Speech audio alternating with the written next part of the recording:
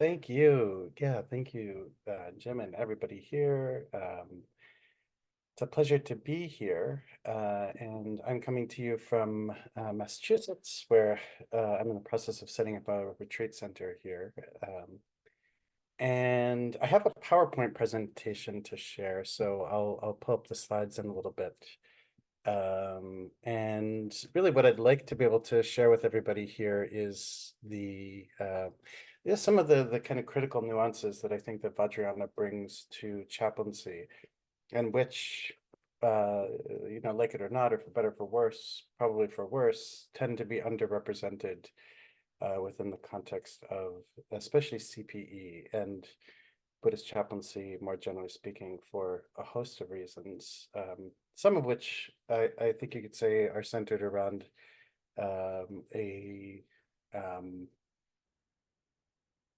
this tendency for a lot of Vajrayana sanghas and religious-based organizations to kind of keep to themselves and not necessarily maybe you could say be a little too traditional in their thinking and not want to engage in a lot of the kind of forward-thinking integrative approaches that you find, especially within the context of Zen and Buddhist chaplaincy, but also other Buddhist traditions as well.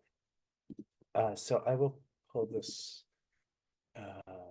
side up, and I need to move this little zoom bar. All right, so. Okay, so we're going to be looking at what I like to call Tantric Buddhist spiritual formation and engaged chaplaincy, exploring Vajrayana-Informed chaplaincy in particular. And so, as I mentioned before, much work has been done to engage the way that spiritual formation impacts ministry work through chaplaincy, broadly speaking. And in Buddhist chaplaincy, much of the conversation has been advanced through various Zen-based lineages. But the question becomes, what of Vajrayana or Tantric Buddhism? And how do the unique expressions of this rich and dynamic Buddhist tradition inform chaplaincy and caregiving? Here we have this image of, within the context of the Nyingma tradition, there are four major traditions you find in Vajrayana Buddhism. The Nyingma tradition, which is the earliest, and then the Kagyu, the Sakya, and the Gelug. This image here is of two Buddhas, Kuntuzangpo, which is the blue Buddha, and Kuntuzangmo, which is the white Buddha. And here they're represented here, engaged in sexual union. The sexual union represents, this kind of complete settled into natural awareness, being, state of being settled into natural awareness. The Vajrayana tradition is very, visual, and there's a tremendous amount of art that I'm sure everybody here is relatively familiar with. So the basis of Vajrayana Buddhism is this, here I'm describing this here as this basis of fundamental primordial purity. And there are two passages here from two different tantras. One of these states, oil is always naturally present in mustard seeds and sesame seeds. Likewise, Buddha nature and its respective luminosity manifest in every sentient being who takes physical form. Then the self-manifestation of awareness tantra. Authentic Buddha mind is present in the continuum of every sentient being as dimensions of awakening and pristine wisdoms. And so both of these statements, and there are countless others, demonstrate, the point of orientation, and we can say from the perspective of the chaplain in particular, is that all beings, because of their fundamental Buddha nature, Sujata Garbha, have this essence of primordial purity or spacious awareness or natural liberation, at their essence, right? And so it could be, and it has been my kind of perspective within the context of chaplaincy, is to kind of, regard this true of all the people I work with and try to be able to create the causes and conditions, the supportive causes and conditions for people to be able to recognize this within themselves. Here's this image of Maji Globdron. She was a yogini who lived in 11th century Tibet and is the founder of the practice or creator of the practice of Chi, which is this offering of visualizing your body being cut into pieces and offering it to all these different kinds of demons, which I'll go into. But this really, the essence of the practice is rooted essentially in Prajnaparamita literature, and this fundamental understanding that self is inherently illusory, and the work of a practitioner, or even in this particular case, a chaplain or somebody who is at the end of life or experiencing illness or loss, or somebody who might be incarcerated, or any particular case is generally struggling with hope and fear and anxiety and kleshas, right? These emotional clusters, these emotional habits and patterns. And the practice of Chi is this way of, or a technique of freeing ourselves from these by countering the difficult emotions that arise.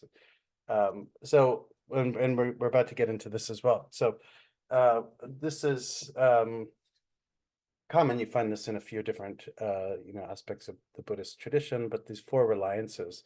So the four reliances aid in training and meaning making, and the establishment of a Tantric Buddhist ground of spiritual formation rooted in direct experience, which we could say is authentic embodiment of the tradition. And these four reliances are: do not rely on the individual, rely on the Dharma. Do not rely on the words.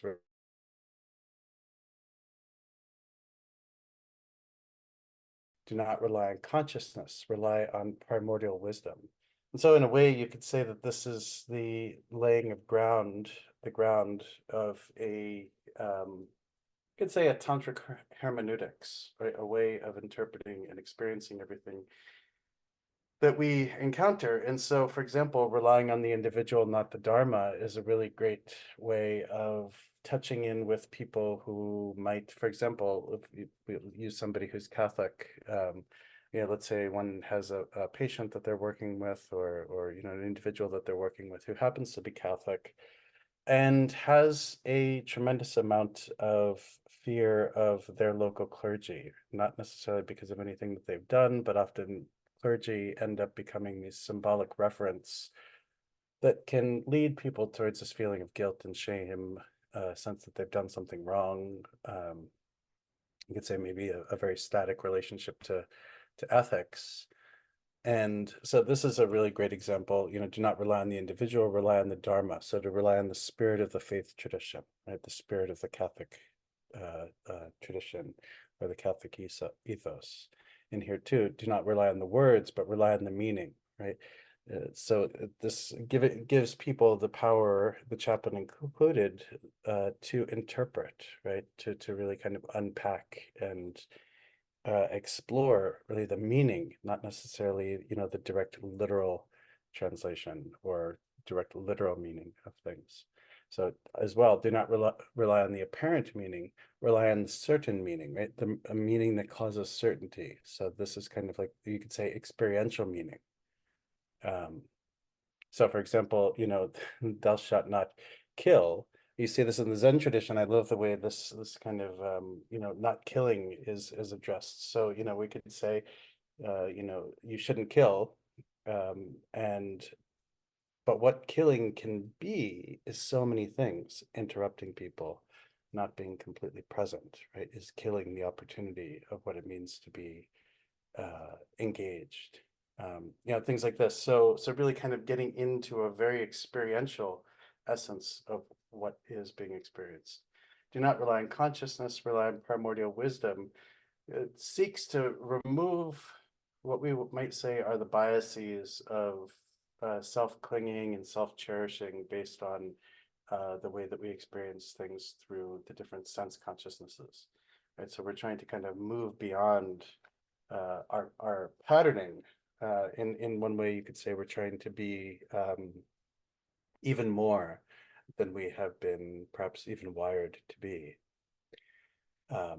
So we're touching into Chi, these other modalities for training and for influence of particularly powerful unique spiritual modalities that we find in Vajrayana include the Yidam practice, deity yoga, Chi, which we'll get into in a moment even deeper, and Mahamudra. And Mahamudra is one form of open awareness practice, an open awareness sitting.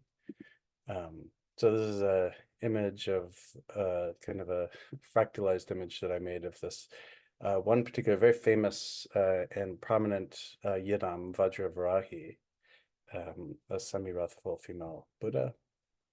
So with respect to Yidam practice, Judith Simmer Brown, who's a scholar at Naropa University, summarizes that a Yidam is a personal meditation deity that functions as a potent ritual symbol, simultaneously representing the mind of the guru and lineage of enlightened teachers and the enlightened mind of the tantric practitioner.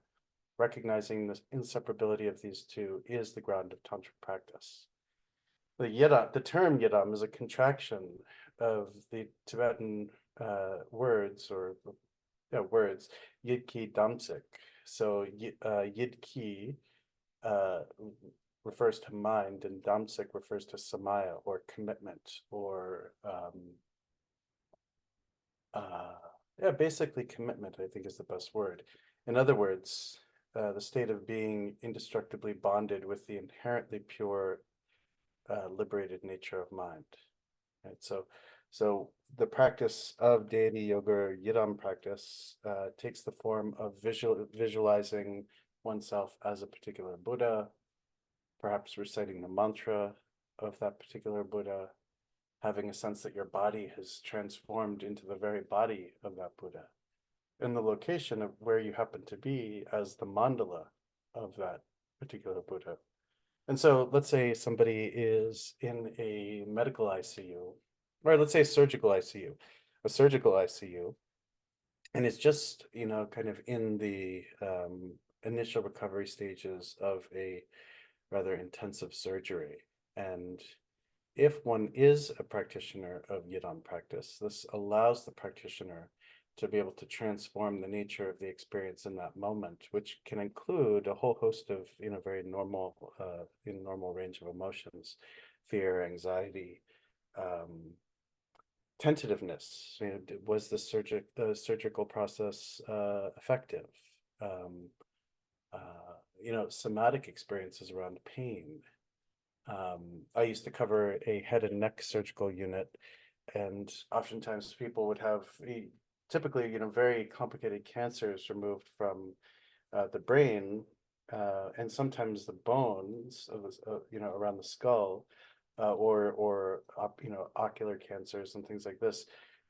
The amazing thing is that the cancer could be removed, but then the difficult thing is then the understanding of how relatively deformed a person's appearance might be in comparison to the way they used to look.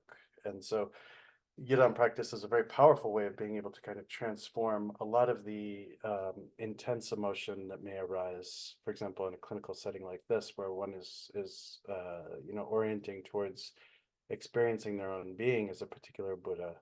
The location, a surgical ICU, a place that is, clinical, cold, not necessarily the most comforting, to be able to be transformed into the abode of whatever Buddha or deity one is visualizing oneself as. The sounds in the room being the sounds of the mantra, one's own breath being the breath of the deity, etc. Like this.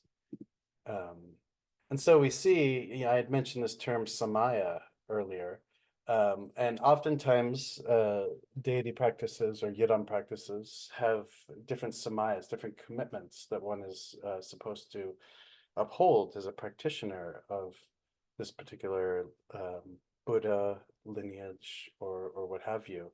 And so this is an excerpt of the Samaya vows related to the Karma Kansang 5-deity Vajrayogini sadhana. And each of the Samayas are connected to different dakinis, different female kind of spiritual beings. The first one, the Buddha dakini, and the Samaya for the Buddha dakini is with devotion to venerate the guru as if they're on the top of one's head, and to meditate in loving kindness towards sentient beings. Right? Within the context of Vajrayana, the guru fulfills a very important role, because they serve as kind of your personal Buddha, right? That relationship becomes quite sacred. So, having this sense of devotion and view of loving kindness towards all sentient beings is the Samaya of the Buddha Dakini.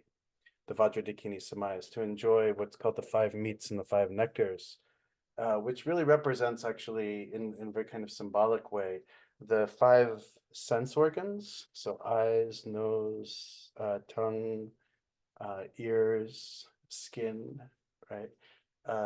Being the way that the organs through which we experience the world around us, but then also the skandhas, right? The forms of sense consciousness associated with each one. So one is to engage in the direct experience of phenomena, right? Whatever it is, the world around us, and also to meditate in the samadhi of complete non-thought, right? Which is, so basically what this is pointing out is to experience non-duality through all sense consciousness and sense organs, right? To train in this. So this is the Vajradakini Samaya. The Padmadakini Samaya is to enjoy the mudra and meditate on bliss, perform fire offerings, and sing and dance. And so these are different ways of basically performing, you could say, bhakti or devotion related spiritual practices or observances. The Karma Dakini Samaya is whatever arises in the consciousness, do not suppress it, act directly, right? And so within the context of trying to liberate our mind, within the context of Vajrayana, we try to make use of everything. So it's kind of like we're the most, the Vajrayana view is kind of, you could say, very green in the sense that we are making use of everything, right? We're kind of recycling every single kind of experience, physical sensation, thought, occurrence, stillness when arises, awareness, more broadly speaking, all of these are being brought directly into the practice. So you could say that this Karma Dakini Samaya, the Karma Dakini is usually a manifestation of activity, right? And so here we're actively trying to make use of all things, right? We're not trying to suppress anything or push anything away. And in one particular way, you could also say that there's no renunciation here, right? We're using all that arises. And the Ratnadakini Samaya is to offer great feasts and korma, which are ritual cakes, abandon attachment and roam in the wilderness, right? And this also is a kind of an exhortation around being active, and as we'll see in a little bit around the practice of Chi, going to places that might be scary, right? And trying to train within this. And then there's some segments I've just kind of pulled out from the larger Samaya. So without anguish or calculation, so without a kind of sense of neurosis, with forceful insight, trample on hesitation, exercise desire, abruptly cut attachments. Through yogic discipline, bring whatever is encountered to the path, right? So this is great for especially hospital chaplains in particular. Every single thing is the speediness and the stress sometimes of responding to emergency rooms, or people in, especially psych-ERs. Psych-ERs is a really good example. But also critical emergencies anywhere, when people are coding in a gen med floor, or the experience perhaps of stabilizing from a very intense health crisis in a medical ICU. And then the last here is always roam in charnel grounds and perform the yogic discipline of insight. Right? And the charnel ground image is very central to Vajrayana, and we'll see this throughout the rest of the PowerPoint. But this is really about going to places where death and the remembrance of death, or the indication of our own impermanence, is kind of always in our face, because this brings benefit to us as practitioners, something we need to be able to train in, having an increased sense of awareness of, but then also you could say capability of being able to hold, and then especially as chaplains, being able to hold this for others, right? A good chaplain is somebody who they themselves have had to kind of wander through this kind of wilderness as well. Wandering through this kind of wilderness causes people to, really seem to have a very easy relationship to death, dying, anxiety, pain, spiritual pain, etc. So this is an image, it's a little blurry, and I apologize for that, of Maji Globjan again. And so here she is, in this kind of very idealized version. But this is the refuge tree. So she was inspired by this Indian yogin, Padampa Sangye, who came up to Tibet anywhere between 3 and 5 times. And a particular Vajrayana or Tantric Buddhist lineage came directly from him. And then Vajravarahi on this other side, and she's this semi-wrathful Buddha, and all of her spiritual entourage. So we could say this is the father Tantra lineage, and this is the mother Tantra lineage, and here are all of the different kinds of yoginis, and below that the Dharma protectors associated with her particular Che lineage. So in the practice of Che, there's an even more kind of bold and daring ethos that's presented. And there's this very well-known quote from Maji Globjan: "Confess your inner faults, approach what you find repulsive, help those you think you cannot help. Anything that you're attached to, give that. Go to the places that scare you." Right, and this is an image taken from an enlarged Tanka image of a charnel ground. All these are kind of yoginis, performing practice there. So go to the places that scare you as a chaplain. So, I worked for 5.5 years on Rikers Island for New York City Department of Correction. And I saw, through the COVID pandemic, I saw and experienced a tremendous amount of violence and pain, people experiencing spiritual pain. We had a increase of the staff death rate increased by 500 to 700% during COVID. I presently am the chaplain for New York City's Potter's Field, or public cemetery, and this is where all people who pass away who are not identified or do not have loved ones to pay for their burials are brought. And I've blessed over 5,000 bodies, or definitely more than 5,000 bodies in that work. But anybody who's done work, in hospice as well, is able to connect to this. Approach what you find repulsive. That which is difficult, that which is unnerving, that which is maybe scary or uncomfortable. Help those you think you cannot help. Right? This is really about getting past our own discomfort and our own blind spots. Anything that you're attached to, give that. So those moments when we might be with a patient who might remind us of a particular loved one, and their own passing is causing us to experience a tremendous amount of difficult emotion, which is very natural. Giving that up, right? Meaning making an offering of that to all the Buddhas and Bodhisattvas, and feeling, with awareness, this pain, this suffering that we might be going through, and again, trying to work on transforming this as a way of being able to connect more deeply with others. So very kind of a really beautiful way of approaching or joining with the current practice of chaplaincy. And then within the context of Che, there's this practice of making offerings to these 4 different kinds of maras, right? So there's the material mara, or you could say sometimes they're translated as demons or devils, right? But the material mara is related to outer objects of perception, and these can be associated with compounded form and is subject to our perception. So let's say, the Dalai Lama's in the United States right now. Let's say somebody went to go see the Dalai Lama, and the Dalai Lama gave them a mala or a rosary, and that was given to you, right? You might then have this kind of intense attachment to an object like this, but it could be really anything, something that your teacher gave you, or something related to an ordination you have received, and there's this attachment to that, right? But it can be, the ultimate material mara is attachment to our own body, right? Our own sense of self, like this fleshy thing that we are so attached to as you. Right? The immaterial Mara, the relationship to inner disturbances, sometimes perceived as invisible external forces, can be related.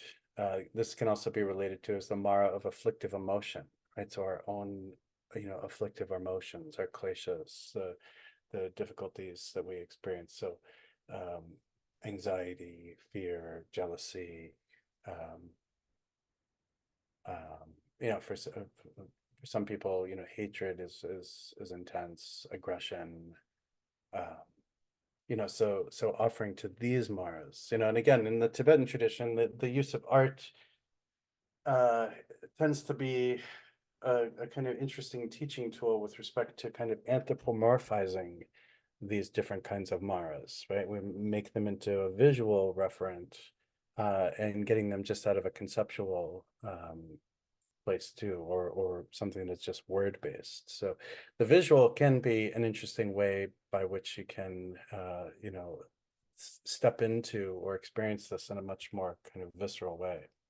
The Mara of exaltation is the excitement and attachment to positive experiences that arise in practice, for example. Like, oh, I'm experiencing increased insight. I'm experiencing increased compassion.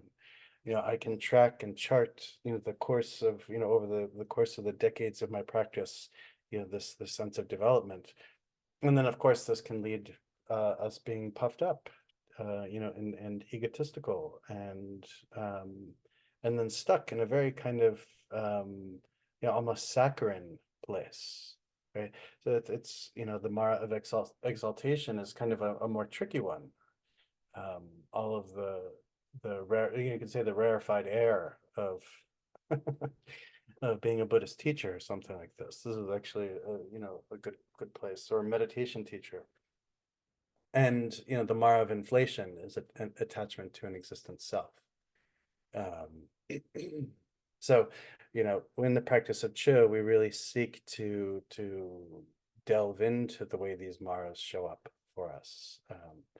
Both on a daily basis in our practice, but then it's particularly interesting. I now know I have two students. One is training to be a CPE educator, and the other one is a hospice chaplain. Both of whom have made the kind of contemplation of these four Maras the kind of backbone of their chaplaincy practice. It's a really, really a great thing to explore. So the practice of Chi really means to cut. And so in a subtle way, the practice of shamatha or vipassana forms this type of cutting, helping to sever the three poisons: ignorance, aversion, and attachment, this fundamental root of our experience of suffering born of ignorance. And so, there's this also quote from Moji Globchen. So to sever the root of mind itself, and to sever the five toxic emotions, the three poisons plus pride and jealousy, and to sever extreme views, disturb meditation, and hopes and fears about results in activity, to sever all inflation. This is the definition of severance, or Chi, right? So there's this direct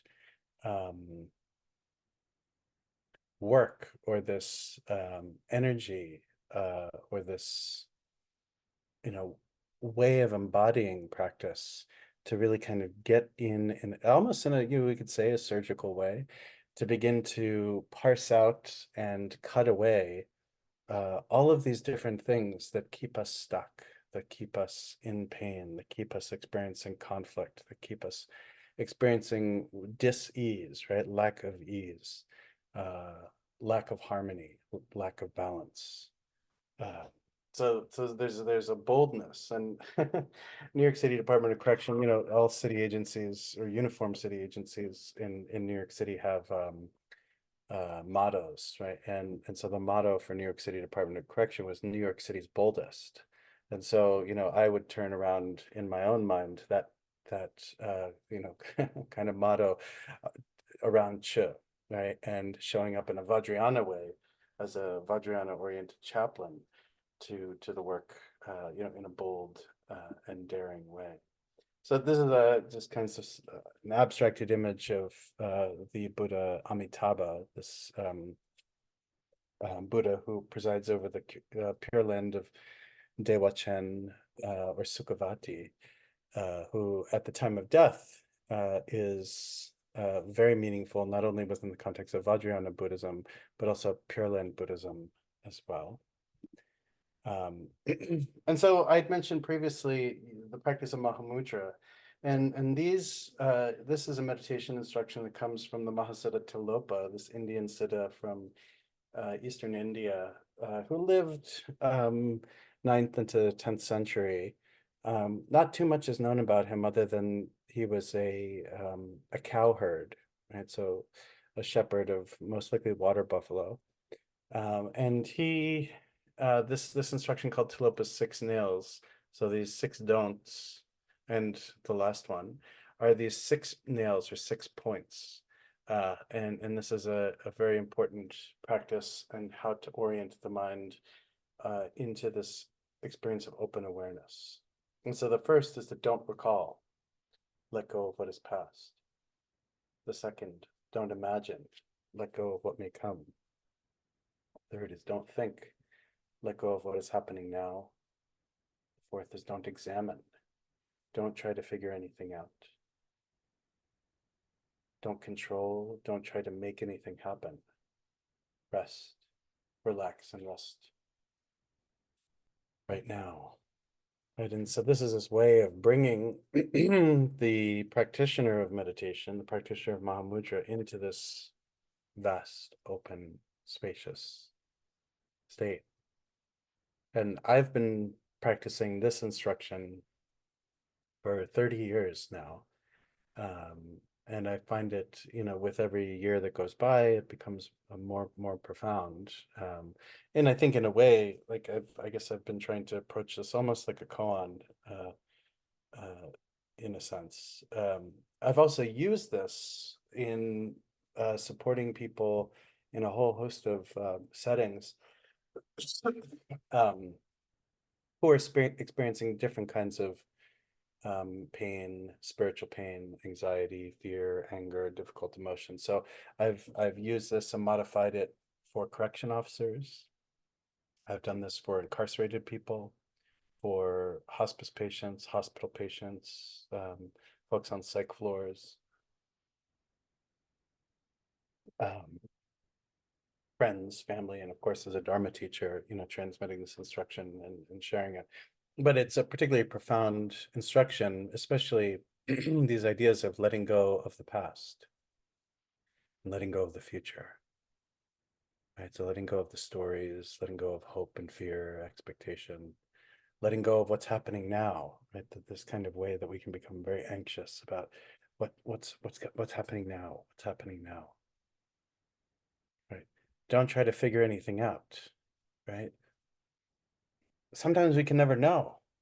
If you're an incarcerated person, especially in a municipal jail system, your case is playing out over the course of time. You can't know how this is going to go.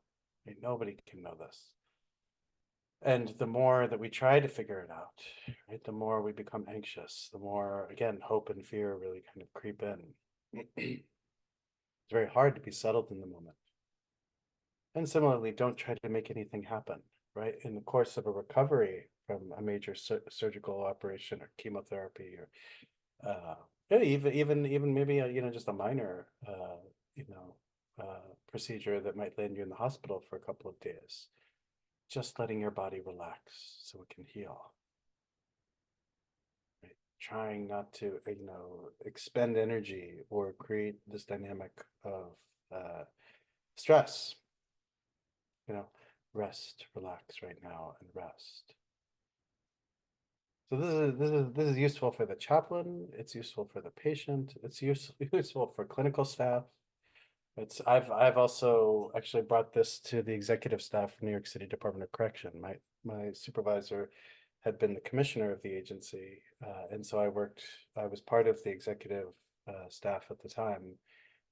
I would often begin major meetings with actually these points in a just slightly differently worded way, modulated way for the audience. Actually, even once for folks at City Hall. So I'm pivoting just a little bit. I had mentioned the yogi Padampa Sangye, who had come from India, who had inspired Maji Globdran in the creation of the practice of Chi. And I want to share briefly this heart song that's the condensation of this, called the condensation of the Sad Dharma of the pacification of suffering, which is kind of the essence of the practice of Chi that Padampa Sangye sang to Milarepa, and again, probably around the 10th century. A friend of mine, Weston Harris, translated this, and I'll just share a couple of passages from this. So when the body becomes ill, the pacification of suffering is binding space and awareness as one. When subtle conceptualizations arise, it is abrading the afflictions by releasing them, right? When concepts come, don't hold on to them, release them.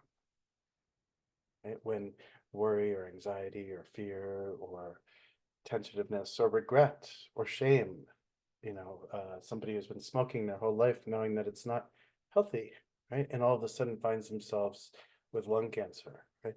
What is shame going to do for them? What is regret even going to do for them in this moment? Right? Giving people the compassion of release from conceptualization. When sleeping alone in private, the pacification of suffering is residing in raw awareness, so this direct, open awareness. When in the midst of a crowd, it's the act of confronting whatever arises, right? Emotions, feelings, labels, fear, all of the things that we project onto the world around us, right? Directly confronting that. When it is dull, right? Shaking it by yelling, "Hey!" Right? Cutting through dullness. When it's distracting, cutting the root. When excited, it's relaxing into the expanse of mind. When chasing after conceptual objects, it's facing the truth of suchness, right? Settling into ease and awareness, right? Rather than getting so wrapped up in our conceptualizations. This is the Sad Dharma of the pacification of suffering. And so Padampa Sangye says, when illness arises, it brings benefit. Whatever feelings arise are a treasury of bliss, right? Every single feeling and emotion, every single klesha is a place to practice. It's a treasury of bliss. When dying occurs, take it on the path. The Lord of Death is a treasury of bliss, right?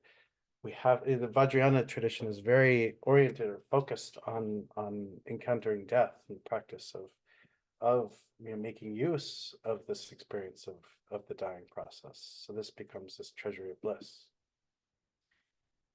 So this, the Sad Dharma, this essence of Dharma, of the pacification of suffering, is the intention of the 3 times victors, right? The Buddhas. It's a speech of Vajradhara, this kind of Adi, it's sometimes translated as Adi Buddha, this kind of essence Buddha. It's the vital essence of the 4 classes of dakinis. It's the instruction of the 4 classes of Tantra, etc. So really, this ethos of being directly engaged and immersed in everything that is happening. Almost you could say being, so in this particular place, either as a practitioner or I would say even as a chaplain, being a chaplain or a practitioner in the vernacular, right? Not being up high and these kind of bizarre ivory towers, but being a chaplain or practitioner of the people, right? And of the people means of all of the worlds within us, right? Not just limited to some kind of like clinical, overly clean and neat, Buddhist idea of the way things should be. Here's a really great charnel ground image. Some animals consuming a corpse. So I'm going to skip ahead just in the interest of time, just so that there can be time for people to ask questions and this kind of thing. But I'm happy to share this presentation with folks afterwards. So I can email it to the folks at the Sati Center, and people can make use of this. So one of the things I think that's vital, a vital benefit for chaplains, especially within the context of open awareness training, whether it's Mahamudra or Dzogchen, is how these practices lend themselves towards the development of non-judgmental pastoral presence. And this is one of the outcomes that is stressed or emphasized within clinical pastoral education.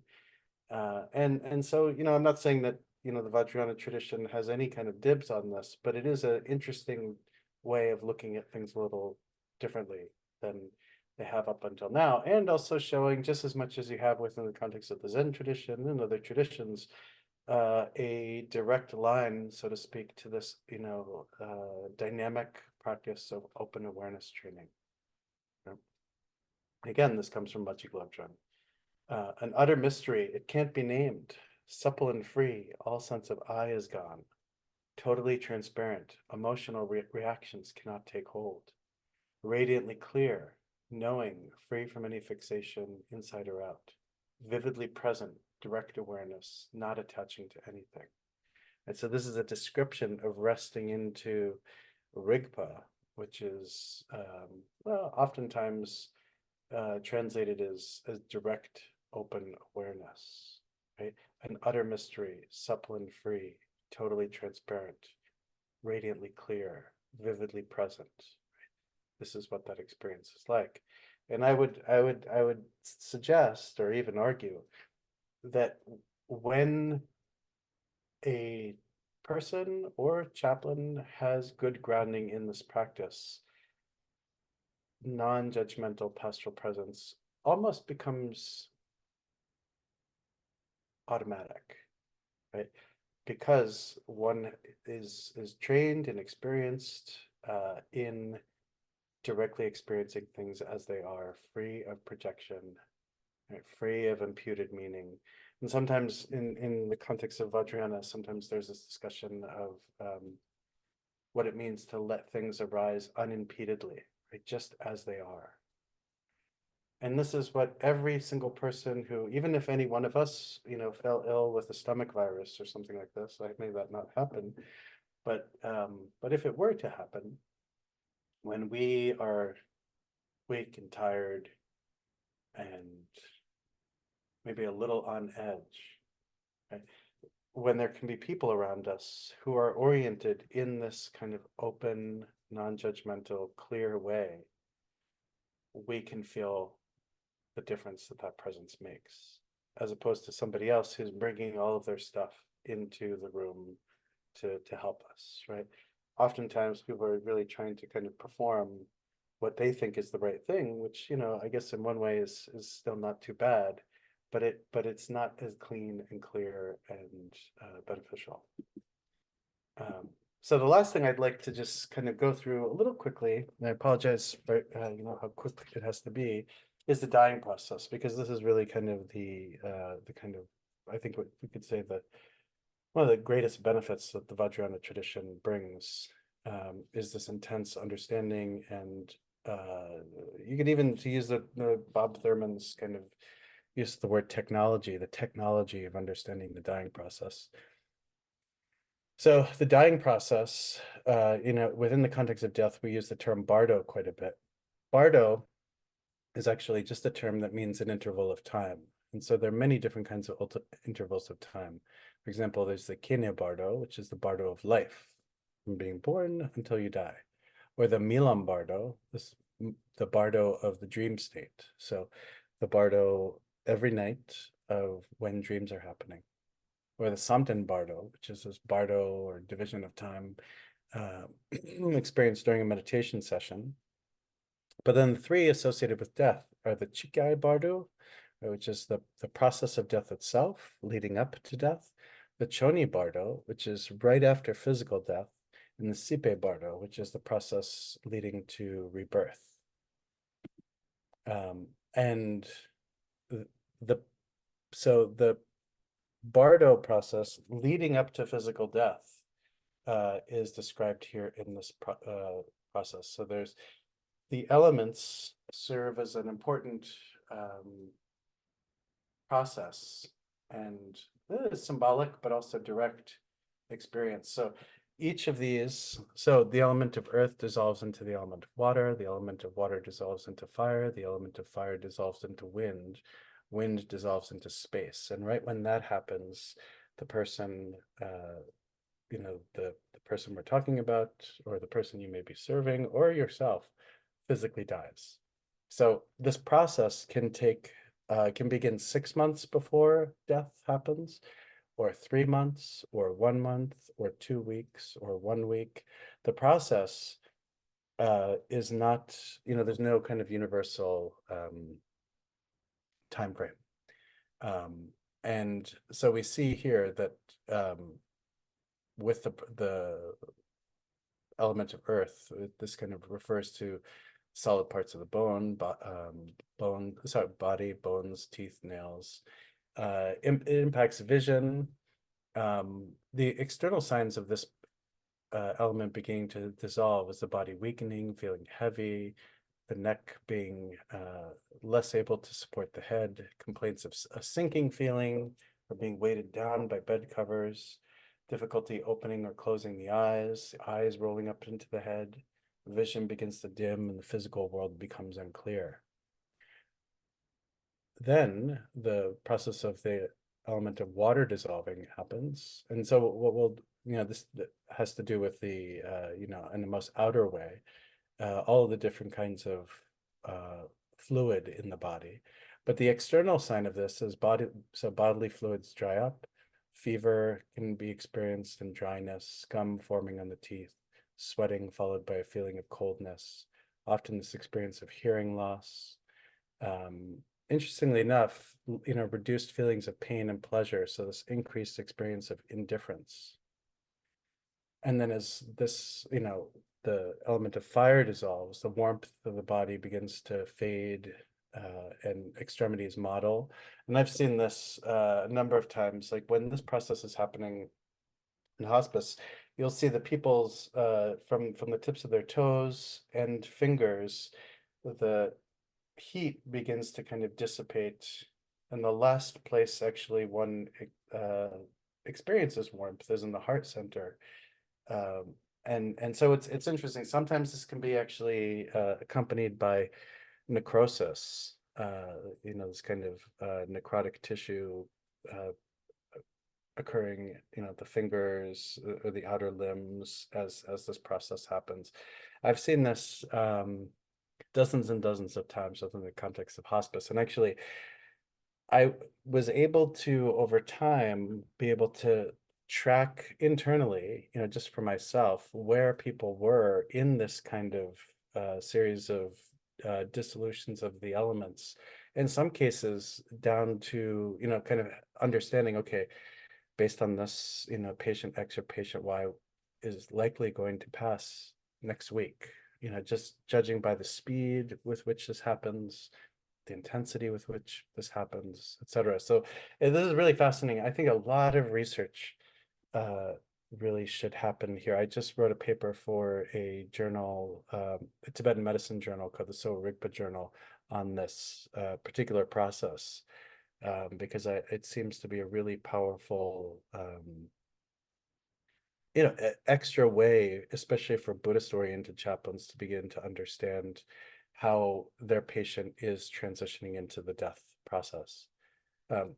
So as the element of wind begins to dissolve, then there are these, the breath rattles with long exhalations and short and difficult inhalations, eye movements slow down, tastes fail, the tongue thickens, sense faculties completely cease, and of course breathing stops. And then the dying person is no longer aware of the external world. Down below here, you see these internal signs, and these are kind of more visionary experiences that people have, but also emotional, right? So with the earth dissolving, there's increased confusion, emotional outbursts, depression, and paranoia. The internal sign of the water element dissolving is mind becoming hazy, nervous, and irritable. With the dissolution of the fire element, the mind is alternately clear and unclear, hardly recognizing anything. Right? And with the internal sign, this kind of the first one, when wind dissolves, visions arise according to a person's tendencies, right? And so this, I've seen this actually in some cases with patients in hospice who would actually begin to see what they called or described to me as angels, and in some cases, one or two cases, not many, but kind of like these denizens from hell being sent to torture them as they, because of guilt and shame and regret around negative things that they'd done, in the sense of feeling like they had not done a good job in their life. They had not been a good person.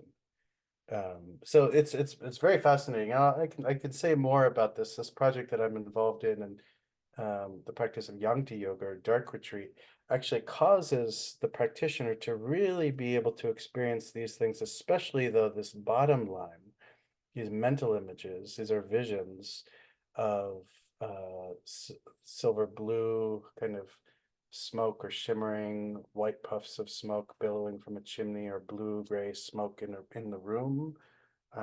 This experience of fireflies, or sparks, and then this image of a sputtering flame. I've seen all of these in the various dark retreat practices that I've done. So this is this kind of internal process that happens in the lead up to death. And then right when death happens, so after what we, in the hospital, people, or hospice, call clinical death, over a period of time, and again, there are varied views on this, what the length of time is. And I think, the best way to really kind of parse this out is for the chaplain who is interested in being, kind of getting into this kind of stuff, really doing a lot of work in kind of, trying to track this. But and dark retreat is where you can experience all of these things. These 80 conceptions of ordinary mind begin to dissolve. And so this is really all of our karmic patterning, all of our emotional patterning, our kleshas, things like this begin to dissolve. So beginning with the 33 thought states associated with the greatest involvement in our lives, such as sorrow, fear, attachment, non-virtue, attachment to hunger, thirst, and feeling. The 40 more subtle thought states, such as rapture, effort, pride, vehemence, heroism, and deceit. The 7 diluted thought states. And then as these begin to dissolve, right, this is kind of like the klesha, like gravity that keeps us kind of constantly reacting to things. As these begin to dissolve, there are these internal signs that appear like like the light of a red steady flame. And then after these 80 concepts dissolve, the white drop, this white energy from the crown of the head, begins to move down to the heart center of the Vajra body. So this kind of like energy aspect of the body. And the internal vision is this radiant white sky that looks like a sky filled with moonlight. And I'll wrap up in 1 second. Oh, sorry. I'll wrap up in 1 second, and then we can go to questions. And then this red light that comes from just below the navel comes up to the heart center. And then one experiences this mind of red increase.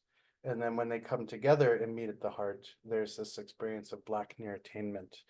And this is considered the clear light mind. And this is a kind of moment post-death where people can experience liberation. So I'm going to pause the presentation here. I'll just maybe just get to one thing briefly. And this is this mantra for people who have died and are in the bardo. So Om Ahung Bodhisika Sita Mahasukha Jamadatu Om Rulu Rulu Hung Jo Hung. This is said to be this mantra that is beneficial. I'm sure people have heard of these visions. So was it the Tibetan Book of the Living and Dying by Sogyal Rinpoche and others describe this arisal, this visionary experience of wrathful bardo deities, peaceful bardo deities, and semi-wrathful bardo deities that one experiences in this bardo state, right? The post-physical death bardo state that impact how we then reincarnate. And this mantra Om Ahung Bodhisattva Mahasukha Jana Datu Om Rulu Rulu Hung Jo Hung is divided into three sections. Om Ahung Bodhisattva Mahasukha refers to the peaceful deities. Jana Datu refers to the semi-wrathful deities, and Om Rulu Rulu Hung Jo Hung refers to the wrathful deities. And all of these are just the natural arising energies and tendencies of our own mind. And so when people experience these, they might see wrathful deities, and I've experienced these visions in the context of dark retreat as well. And the kind of key essence of the practice of this kind of bardo practice, we can recite this mantra for others as a way of helping them to, in that post-death state, be able to experience whatever occurs, peaceful, semi-wrathful, or wrathful, as the natural liberated essence of their mind, so that they can re-arise in whatever form is most ideal for them and all sentient beings. So I will pause this here and stop sharing. And then if there are any questions, I know I just shared a lot of stuff, but I would love to hear what people think and what is alive. And I see Vandana's hand is raised. Lama Justin, may I just quickly before, so we like to invite everyone to stay for the Q&A if they'd like to. Sometimes we just invite the current students, but we'd like to invite everyone today because this was such a rich and detailed presentation, just to allow everyone have some time to ask questions. And we understand that some of you may have to leave now at 10. I would say I'm not sure exactly if we have everyone's email address to send out the slide deck, which Lama Justin generously offered to share with us. So perhaps if you'd like to receive that slide deck, put your email address in the chat. You can either do it privately directly to the Sati Center Buddhist Studies account, or you can just put it in the general chat. And then we can collect all of those, and then we can share the slide deck because there's so much wonderful information in there. So yeah, thank you, and back to you, Lama Justin. Yeah, thank you. So Vandana, your hand is raised. What would you like? Thank you, Justin, for coming and bringing this new tradition to me. I've been practicing Buddhism from two different traditions, Mahayana, Chinese Mahayana, and Theravada. So now I'm currently with Theravada tradition. So yeah, I always was fascinated to learn about Vajrayana. So today was my opportunity. I just noticed one difference that Vajrayana uses a lot of imaginary, like a lot of deities and the pictures. So clearly, I would connect it that is mostly visualization practice, that you visualize because your mind is very powerful. It can show whatever you're putting into it, so you can imagine. I just wanted to ask one question. And the very first slide, I saw the image of Lord Buddha. Was it Lord Buddha, the female wrapped around the image? Yeah, that's not Buddha Shakyamuni. This is in Tibetan Kuntizangpo or Samantabhadra in Sanskrit, along with their consort Samantabhadri in Sanskrit, or Kuntizangmo. So not the historical Buddha. Oh, okay. So it was not. I was like shocked. I said, no, that's a disturbing image for me because my mind can now keep it for a long time, and I don't want to let it go because that was very disturbing image for me. Because as per my understanding so far, that monks has to be celibate. Of course, Lord Buddha left his own wife and all of it, and I really respect that character of his. That's why. Yeah, so but this is completely, I think, different path, and maybe some people can be interested in it because for me, I'm more into direct experiencing things which is happening in my meditation, bliss, peacefulness, and getting rid of my defilement slowly, which is beautiful experience. But I wish everyone who is on this path, and you too. Thank you so much for your teachings, Lama, Justin. Yeah, thank you. Yeah, I mean, it is an interesting thing, because in the context of Vajrayana, especially in Asia, I mean, I will say that there are distinct yogic lineages that go back to 10th century, but some of these go back to 10th century Tibet and then earlier into the yogic lineages of medieval India, through which much of Tantra, both Buddhist and Hindu, arose.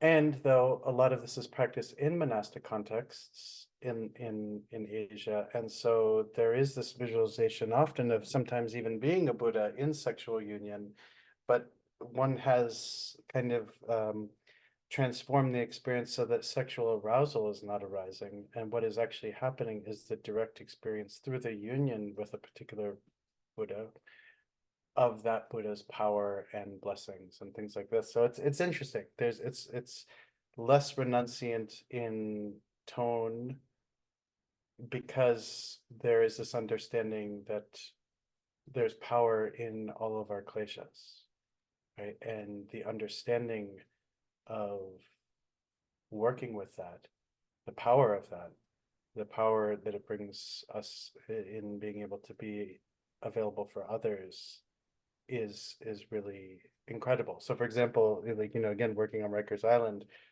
I would track easily 200 or 300 violent incidents that would happen on a daily basis.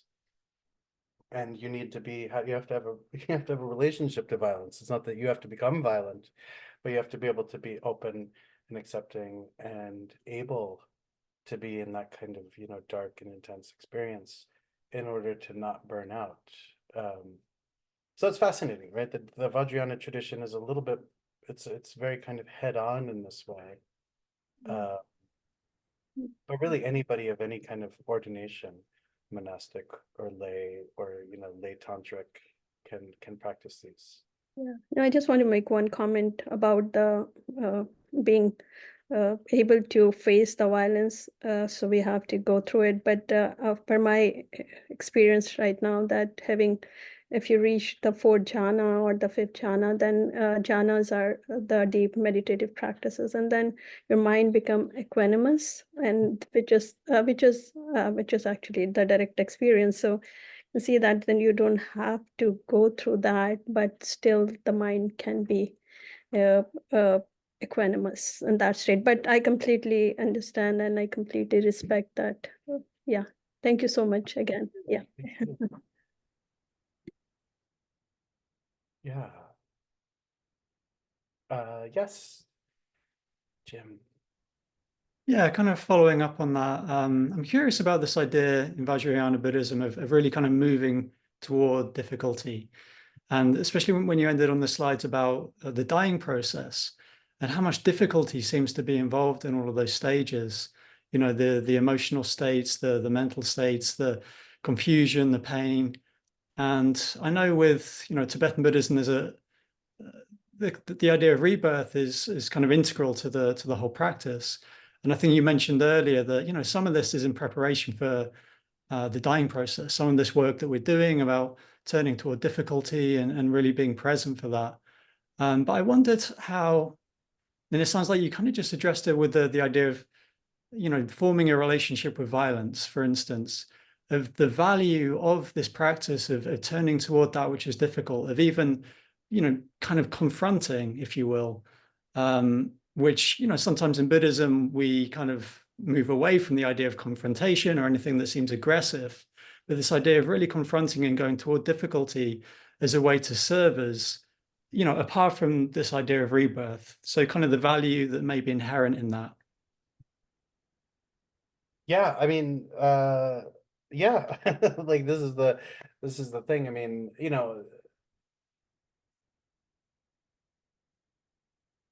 even with death itself, I mean, does anybody here have any hospice experience? Just out of curiosity. Yeah. And so within the context of hospice, there's a whole gamut of emotions that people will experience. And they really run the range, right? From, some people will die in beautiful ways, right? They can be very inspiring or even quote unquote, the challenge the chaplain to think, oh, or pray, like, may I have a death like that? That was incredible. It was just what that person was a teacher in how beautifully and peacefully they were able to pass. But then the question becomes for those who don't have that experience, where there's terminal agitation, and intense fear or anxiety, to be able to have a profound understanding of the nature of mind in relationship to difficult emotion is very beneficial in holding space for another person, right? In the context of chaplaincy. So for example, like when I would tour New York City jails, walk through the jails, there'd be all sorts of things happening, lockdowns, violent, occurrences and this kind of thing. If I was caught up in a fear response, right, or if I was, demonstrating fear or anxiety or tentativeness, then this would be picked up on instantly by the people I was working with, right? Or if I would respond, I much of my work was driving around emergency rooms in New York City, which were the repositories of correction officers who had been assaulted on the job. So if somebody had a fractured spine or had been burned or a broken orbital socket or something like this from somebody attacking them, right? Being able to be settled in those kinds of emotional states would allow for a very kind of authentic connection, right? And in a sense that the person who was working through these traumas was able to be met with somebody who could be a kind of, for lack of a better term, like a deep ocean, right? That could hold all of that. That allows that person to kind of let go of needing to be in a defensive place with somebody, and just, if it's cry or if it's express anger or fear or like, I don't know why I do this work, I don't know why I have this job, like this, right? To help people begin to kind of process the larger things that are at play. There's a tremendous amount of benefit in being attuned to these things. And of course, to be attuned with, you need to have an ability to have flow with, for example, violence, right? Not that I don't enjoy violence, I don't participate in violence, right? But to understand that it happens, and to understand and to be able to hold space for that is really vital, especially for, if anybody is interested in like chaplaincy at the intersection of critical response. Like I've responded in 2 instances to staff who were murdered with gun violence in the community, and or COVID. Like that was, I was often, and a couple of times, had to meet with people in very risky to myself situations,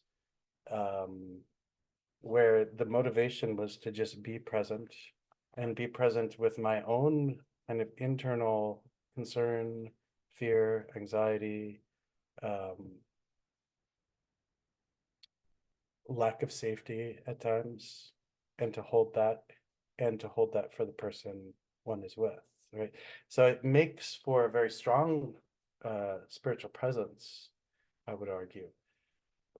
And then it also, of course, has a secondary benefit if the chaplain is also a spiritual practitioner, because then one then has a deeper awareness and rooting and ability to be able to be in relationship to these difficult emotions as they arise for oneself in one's own life or spiritual practice. Or I'm a parent, so as a parent, when difficult things arise, I feel much more grounded and able and resilient because of those experiences.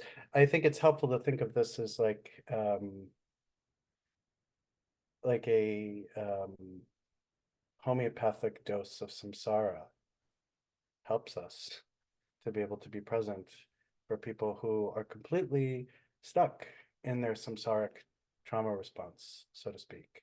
Whether it's, something, as intense as a correctional setting, but even a, a hospice, as a hospice nurse or a nurse manager on a medical ICU who's just gone through like 5 or 6 really intense deaths in a week, and they're just like fried, right? And so to just be there and to say like, I can hold this for you, just, and the best way of kind of checking this is also kind of, a sense of awareness with respect to one's own ability to be regulated in the moment. So I think one of the things I've seen with a lot of chaplains is that they lose this sense of regulation. And then, there can be a very kind of hypnotic, voyeuristic relationship that people develop to intensity, right? And so really being able to feel in like, how well regulated am I right now, right? Or am I just here in this kind of very primal human kind of grouping with somebody in a shared trauma or a shared difficulty, right? So this is where this is where I would say, I'll push Buddhist chaplains. This is where the rubber meets the road of getting this off of a meditation cushion and into, a very embodied place. And again, it's not to say that, formal practice is not important. It definitely is, right? But there's almost a different kind of languaging that becomes necessary for people that want to engage chaplaincy in this kind of way, because it's embodied, literally, right? It's in the body. Trauma, we experience it in the body.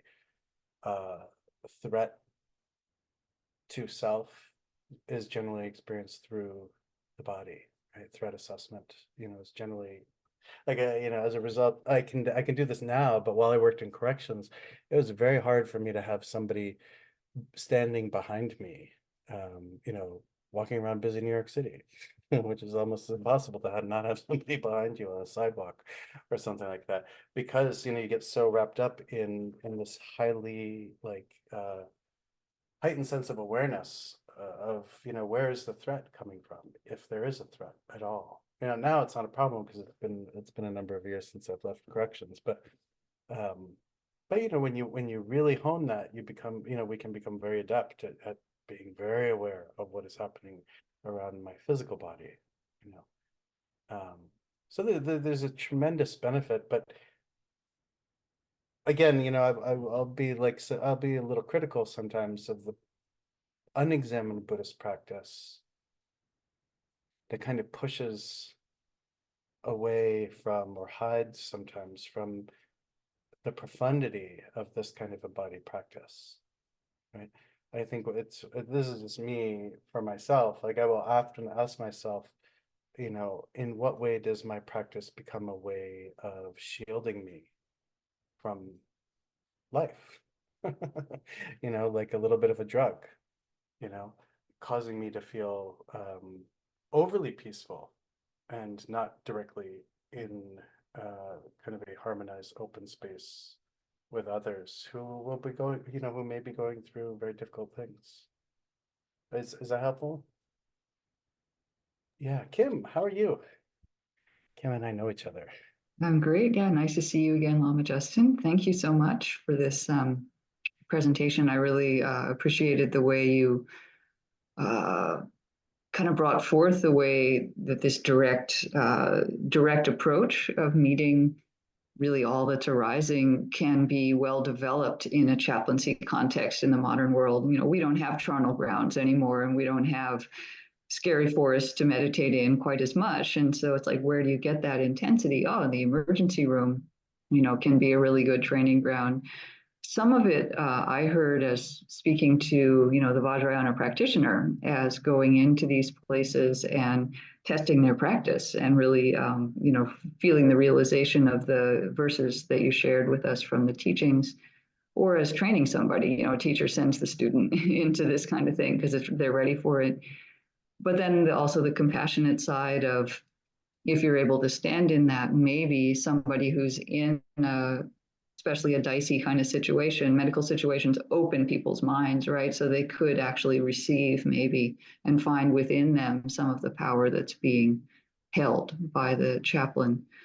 So I kind of got all that, but then this question arises, well, the language of the verses that you shared, of course, within the Tibetan tradition and Vajrayana in particular, there's this very specialized shared language about certain myths, certain images, certain colors and forms. There's this whole thing that you absorb within that context in order to do the practice that's so radically different from, say, Christianity or something else where so I'm just curious, there must be a lot, I'm projecting now, and that's the question is there a lot of challenge on your end in framing language that works in speaking with people or in training students to be able to speak in a hospital context? Because you can't just bring up some of the words that you used.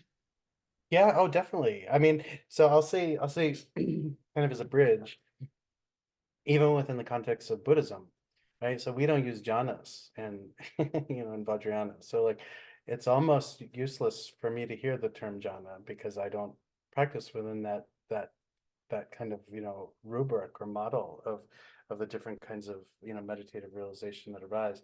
So it's helpful to remember that really we're talking about on one level multiple Buddhisms, but then of course Vajrayana has not only specific, especially a reference to if not Tibetan terms, Sanskrit terms, because the Tibetans for a long time, for centuries, the Tibetan Buddhist tradition would look to India, as the mother of all, Vajrayana, all Buddhist, traditions. So there would often be this kind of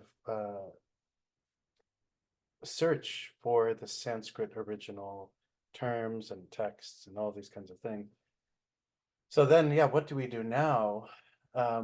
I think the question is, though, I mean, so what one needs to do is learn how to translate these terms, not as the way a translator would, but as a person on the ground would to, the everyday person that we might meet. And this, I actually first encountered this in a really meaningful way. I had this volunteer program that I started before I worked in corrections, leading meditation for people in custody on Rikers Island. And when I was training volunteers, I really stressed that people speak from their own experience as meditators, because there's a lot of assumed values, mostly around class and education, that people will use talking about their meditation practice that are not shared necessarily by a lot, much of what we might call the incarcerated population. So I would say that from even being sensitive on that level is important too. So me, like white, middle class, somewhat educated person, right, in how I would share this maybe to correction officers who might not have finished college and might have absolutely no reference for any kind of Asian religion, any religious basis for anything, right? How to language this in a quote unquote everyday approachable, way is it can be challenging, but I think where I also go with this too is that this is like, a manifestation of the Mahayana ethical imperative, right? The Bodhisattva vow of bringing, there's in the Bodhisattva vow, at least the way it's approached sometimes from Vajrayana, there are these specific language, like, may I help those cross who have not crossed, right? May I give breath to those who feel stifled. May I help liberate all beings. And it's not going to be in my language. It's not going to be in my teacher's language. The only way people are going to experience their own liberation is through that experience that they have. And so there's what I would call, so I would say that this sharpens the chaplain, and if they're a chaplain practitioner, that's even better, sharpens them more and more and more with each interaction and with each of the multiple different kinds of people they might meet, to really kind of get into, kind of like, for the love of Dharma, may I become adept at existentially translating this in a way that is appropriate for the person involved. And, you know, you do see this though clinically in clinical like chaplaincy situations in particular. A Catholic priest who's working with Catholic patients has the benefit of shared language sometimes, right? Shared vocabulary. But they also have the benefit of being able to hide behind their clergy status, right? And the power associated with that. Because, I mean, to be totally frank, in the 12 or more years of practicing chaplaincy, you know, being a professional chaplain, I've ministered, so to speak, maybe to 3 Vajrayana people out of, you know, it's all like, you know, so it's like under no circumstances have I ever thought I would, you know, be a Vajrayana chaplain only only preaching to Vajrayana folks. So that means then that it's inherently incumbent upon me to be able to be approachable. And, you know, this is why I actually use the term vernacular in, you know, in the presentation, as like to be of the people, to be, you know, and this was actually a really rich value in medieval India amongst the Mahasiddhas. So there was a big kind of break from very formal Sanskrit education and presentation around Buddhism at that time. And the Mahasiddhas, these early Indian Mahasiddhas, 7th century up to 10th century, would sing these kind of Dharma songs in the vernacular in ways that probably would have been offensive to the very educated at the time. But they were really like, you know, kind of like bards on the street who were also very realized practitioners. So this is also where I take my inspiration too, is that, you know, we just happen to be in a similar kind of situation. And it's very unlikely that much of the specialized terminology of any Buddhist tradition will become ensconced in Western culture until maybe 150 or 200 years from now. You know, I think it will happen. We're in this transition period, but you know, when you look at these transition periods of Buddhism moving, you know, into China or to Korea or to Japan or, you know, to Tibet or Bhutan or Nepal, the transfer of knowledge, the transfer of vocabulary, the transfer of terms took centuries, right? So every little thing we do now is a participation in that period of transfer and seed planting, which I find this very, very, very beautiful to be, you know, that we're all part of this, even though we might not, you know, it might feel like we're in the midst of an ugly duckling kind of adolescent Buddhist phase of the way this is transferring. I think if we were able to take a balcony view that allowed us to see over the course of a couple of centuries into the future, hey, what an amazing time to be alive and doing this work. Yeah. It's good to remember we don't know how it's going to turn out. So we just do the best we can now, and we're not going to see the final product in this lifetime. Yeah, So, and thank you. Yeah, with the environmental crisis, this all may be, you know, a big exercise in massive impermanence, like a big sand mandala that will be brushed away by, you know, global warming, etc. Yeah. Well, we're almost at a time now. So thank you so much, Lama Justin, for a Yeah, thank you. wonderful presentation, and it's really, really, really rich. Thank you everyone for showing up today, and we're going to take a few months off over the summer. I think we're going to try and get a speaker for October. We don't have that lined up yet, but we do have Alice Kabatahe coming to join us in November. So just keep checking the SATI website, or if you're subscribed, you get the notifications. And we hope to see you all in the fall. And Lama Justin, if I could just invite you to stay on the line with Vanessa and I just for a moment. Thank you, everyone.